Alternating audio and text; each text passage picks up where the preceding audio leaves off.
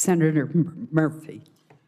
Thank you all for being here today. Secretary Hegseth, the American people either didn't want this war from the start or were deeply skeptical of this war because they have seen this country make the same mistake over and over again in wars in the Middle East, and that is to create either unrealistic or open-ended objectives. You said in March that the United States was, quote, on plan to defeat, destroy, and disable all of Iran's meaningful military capabilities at a pace that the world has never seen before.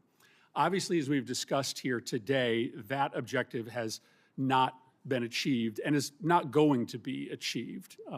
Iran is adept, more adept than even at the start of the war, at hiding their capabilities or repairing after damage we have done.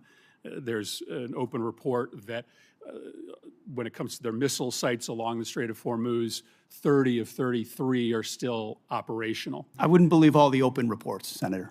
But I've also heard you say in this hearing that the objectives now seem to be more limited than they were at the outset of the war, that this is about reopening the strait and this is about dismantling their nuclear capability. And the president, of course, has said himself that he thinks Iran has a right to a missile program. So my question is pretty simple. Is it correct that it is no longer a war objective to destroy all of their military capacities? This is what the president has said. Have our goals been simplified to reopening the strait and to getting into a negotiation over a nuclear program? Now, I don't think you have a realistic plan to do either of those things, but I think it's important for us to know what we're funding. Are the objectives much more limited today than they were when you made that statement in March? So I think the objectives have been consistent and clear from the beginning.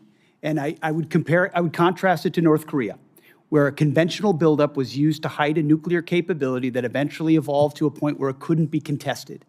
And what Iran continued to do, even after Midnight Hammer, was try to build that conventional capability to dare anyone to stop them from pursuing nuclear weapons. So getting after their conventional capabilities, missile launchers, defense industrial base, their Navy, was all part of it ensuring they can't blackmail us into pursuing a nuclear capability. Laser focused on Iran will never have a nuclear capability. That's the promise the president has made and that he will keep in every way. I think it's important. So it is still a war objective, either through military action or through a diplomatic agreement, to destroy and disable all of Iran's meaningful military capacities, including their missile program.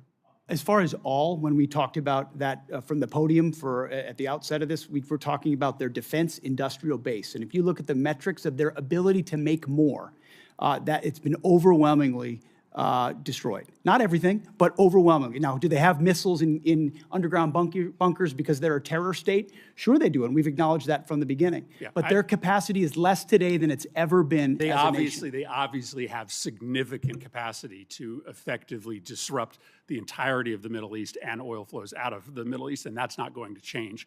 Let me ask you one more question. This is a request for supplemental funding because you don't have the funding in your base budget to do what you need to do, which makes questions about the base budget relevant.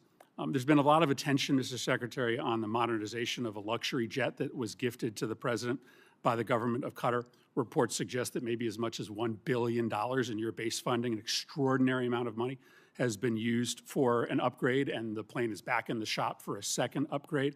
As far as I can tell, never before has an administration not made public the amount of money for an upgrade or a construction contract on a presidential airplane. Obviously, we don't need or want disclose the details of that upgrade, but never before have you withheld from Congress and the public the total amount of money. I think there are two really important questions here. One, will you make public the amount of money that you are spending to upgrade this plane? And two, can you commit to this Congress and this committee that the president isn't going to take this plane with him when he leaves office? The only thing more insulting to the taxpayers of spending money on a jet they don't need would be for the president to take it with him, to take it out of our military inventory when he leaves office. Say the Air Force has done an incredible job making that a capable jet that ultimately, but its capabilities and investment are classified and shouldn't be talked about in the public. That's not what I'm asking. Considering will you the security make the of the amount President of money, of the United States. will you disclose the amount of money publicly?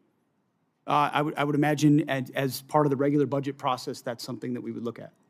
And will you commit that the president will not take But you have this to look jet? at the classification level of certain things that are not devolved for reasons of national security. Will you commit that the president will not take this jet with him out of federal inventory when he leaves office? That's not a decision for necessarily me to make, and ultimately, we're grateful to have it in the fleet for the Air Force to protect the President of the United States. That's a deeply Senator unsatisfactory Peters. answer to the American public.